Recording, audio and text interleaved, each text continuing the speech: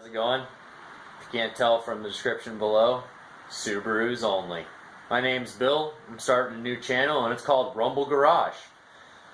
I just got a little small shop. It's just a little one bay. But in here I actually build and restore the cars with the stars. Subaru's only. You know, I mean, I'm into other cars as well. I don't hate on other cars. I personally own a 1990 Silvia. It is imported from Japan, guys. It is right-hand drive. You know, I do other things as well. I've got a custom-built drift trike, go-karts, other toys as well. But I'm strictly a Subaru guy. I'm one of the biggest fanatic that you'll ever meet when it comes to Subarus. Honestly, rot and rust on Subarus, the things that people are like, oh, you should crush that, go bring that to the junkyard. Well, I'm the guy that wants to buy those because I fix them, I put them in their former glory, and I've got no problem flipping them, putting them on Craigslist, and letting someone else enjoy them rather than going to a junkyard and crushing them. So, if you're that guy that's got those old Subarus and you're looking really to get rid of the rust and rot because you're enjoying the car, it runs great, but it's just rusting away, I'm your channel. I'm going to show you exactly how to get rid of rust and rot the right way, guys. Not have to pay thousands of dollars at a body shop. That's right, guys. It costs thousands of dollars just to get rid of rust and rot because half the time it's got to be cut out and welded in, new patches and whatnot because it's gotten so bad. Well, I'm going to show you guys how to do that. I'm going to show you step by step the right way, and then I'm going to show you in the end how to actually cure it from ever returning ever again. That's right, folks, and I do mean ever. We're talking about doing a full restoration on a car, driving it all year round, and never have to worry about it ever rusting or rotting ever again. Is that possible? It absolutely is. And I've proven it time and time again with a lot of the cars that I've built. So basically, I have had the privilege of quitting my job and I built this garage. Yeah, it's just a little one bay. I'm out to prove that you don't need the biggest facility, the biggest shop in the world to do the job correctly. Not everybody's a millionaire. Not everybody has $1 million. You know, I'm not even a thousandaire. I don't have $1,000 right now, but I can do $1,000 in labor a day, easily. How so? I have the talent, I have the ability, I have the knowledge. I'm willing to pass this on to you guys. Knowledge is power, man. You know, and we live in a new age where we can honestly go on a website, which is great, such as this one, YouTube. It's awesome. I've been YouTubing for 4 or 5 years now. And I absolutely love this channel. So much that I'm actually probably willing to dedicate majority of my time to filming and showing how it's done. I build and I restore old Subarus. I'm talking 1990s, 80s, the old ones. We're bringing them back to life. And you try to guess what I did to them. How did you do that, Bill? How did you do that? Well, I got a couple of them here in my driveway now. I've actually got one that I'm finishing up for a buddy of mine. I'm not going to say his name because I'm not real sure if he wants his name put out. But he's got a pretty rare car also as well. So follow me. We'll go check it out. Alright, so you guys haven't guessed yet. It's a manual. It's a coupe. It's swapped. What's the black stuff? What is all that? Wow, it's flared. Oh, there's a blue one. What's going on here? There's a few of them. What? Is that a Silvia?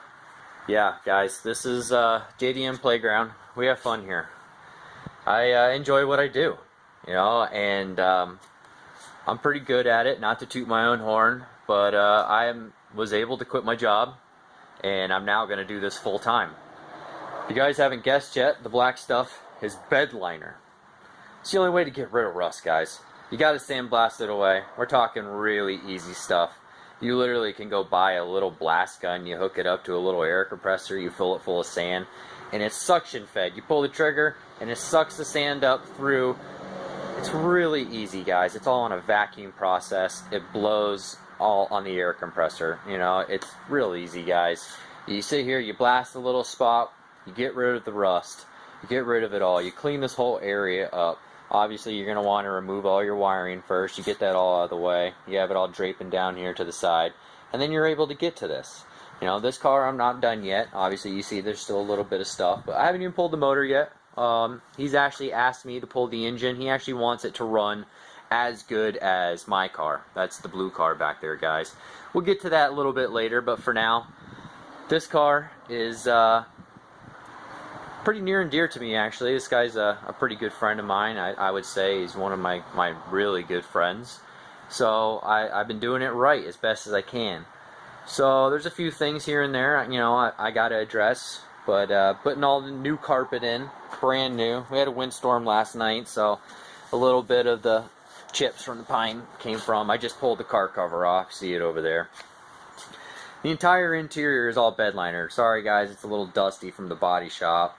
Like I said, I quit my job and I left there, but that's all body dust that's on there. I'm going to end up wash mitting it off, getting it clean. You can see from the, look at the interior. It's filthy. This is what it looks like when you take your car to a body shop, guys. You know, so when we get it back clean, you guys got to understand that us body men, we just busted our ass to clean that car to make it, you know, shine and not smell like a body shop when you pick it up. At least us professionals.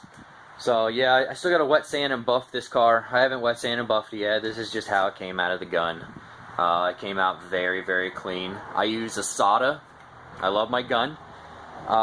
Everybody has a different preference of what they want to shoot with and whatnot. I love my gun so much that it's actually old. It's old NR 2000. It's been replaced probably about 5 or 6 times now by Sada. But it sprays so well, as you can see, that I just put a rebuild kit in it every time I have issues with it, and I'm back to a new gun. Everything's bed liner, hole underneath, and you can see a little bit of overspray when I painted the car. But I still got to pull like the hinge off. You can see like here's a little idea, guys. That's what they tend to do. You know, they're old cars. So we'll pull this hinge off, I'll blast it, and then I'll put the whole thing in epoxy primer.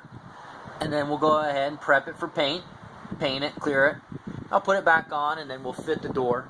Put the door back on, we'll get the door fitted, and then we'll go ahead and shoot with the fenders.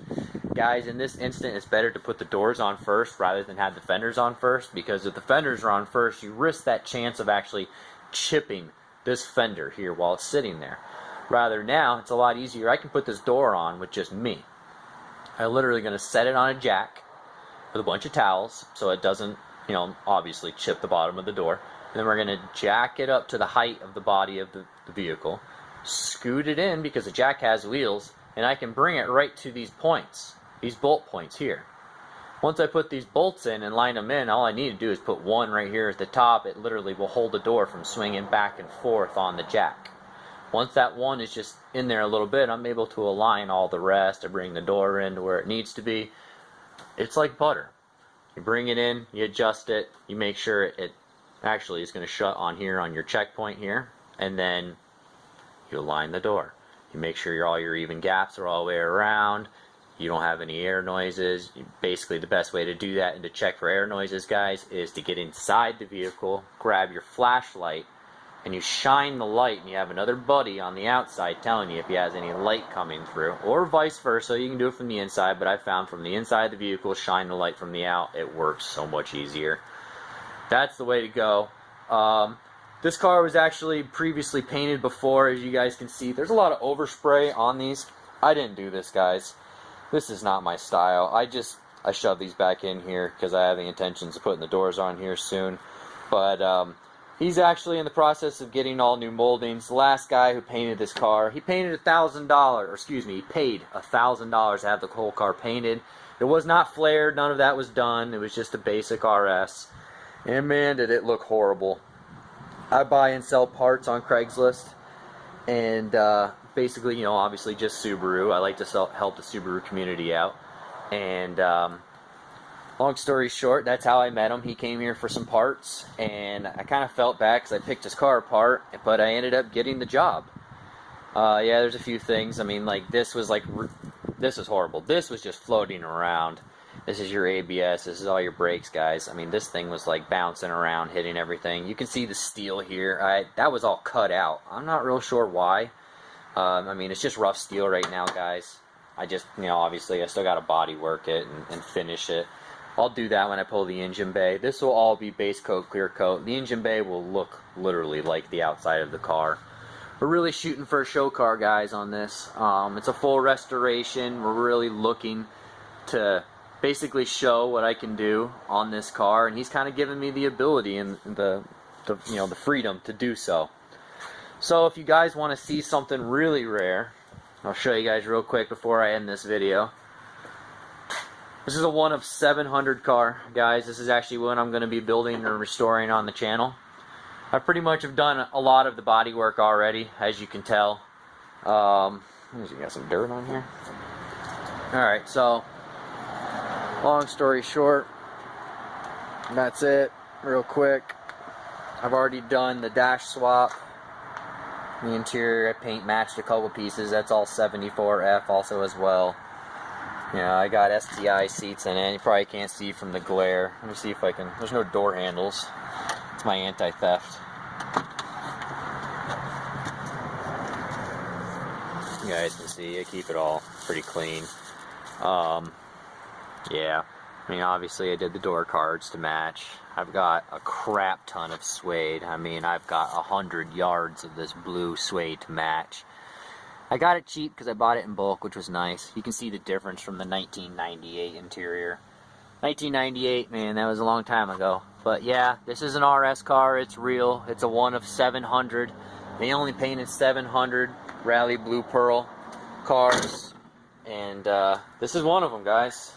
Just to prove to you that it's a 98 and how long it's been since I drove the car. There's an inspection. It is 2017, guys. This is very updated. Yeah, you get an idea. It's real. I don't know if my hood's... Yeah, there you go. 74F, guys. It's real. So, 1998, 1 of 700. Yeah, I did a little bit of plastic dipping, or excuse me, hydro dipping. $100 bills. That is my intercooler. Top mount. I don't like front mounts just because of the lag. I bought this. This is a Process West. If you guys are wondering what that is, it's a big ass freaking core. I do have a VF39 on it already, but that's going to be another video, guys. Basically, I build and restore Subarus and only Subarus, and if that's what you guys are looking for, I'm your guy. I do the new ones. I haven't really messed with too many of the new ones. I've only, tinkered like maybe 2 or 3 of them, I'll be honest. I don't mess with too many of them. I kind of focus on the older ones. I like the older ones just for the sheer fact that they had a lot more problems than the new ones. I mean, Subaru has stepped it up. They really have. But as far as body panels in the past, they still need to be addressed. There's a lot of guys like me that I'm a big GC body guy. I love my GC cars, and you'll never hear from me calling it an RSTI or either. That's just not going to happen with this guy. That's an RS. They're both RSs. I'm proud to have an RS, Rally Sport. So that's what it is, guys. It's a swapped RS. And for you true Subaru guys, you guys understand what I'm saying. I mean, it's a rare car. Why call it something else? Just because you did the swap to it, that means that it's an RSTI. What does that mean? I've got a WRX engine in that. That's not a 2.5. I'm sorry, I'm not looking to blow head gaskets all day. Sorry, STI guys, that was probably pretty mean. I fix a lot of STIs. They're not fun to play with. They tend to break a lot. It costs more to own the STI than it does the WRX. It costs less to make the WRX faster than the STI, and then you have all that reliability. Yes, our transmissions suck. WRX trannies suck. I don't have a WRX transmission or rear diff in the blue car, and neither does the RS. You want to find out what we do and what we're actually running in there, because I was able to finagle something else in there? Stay tuned.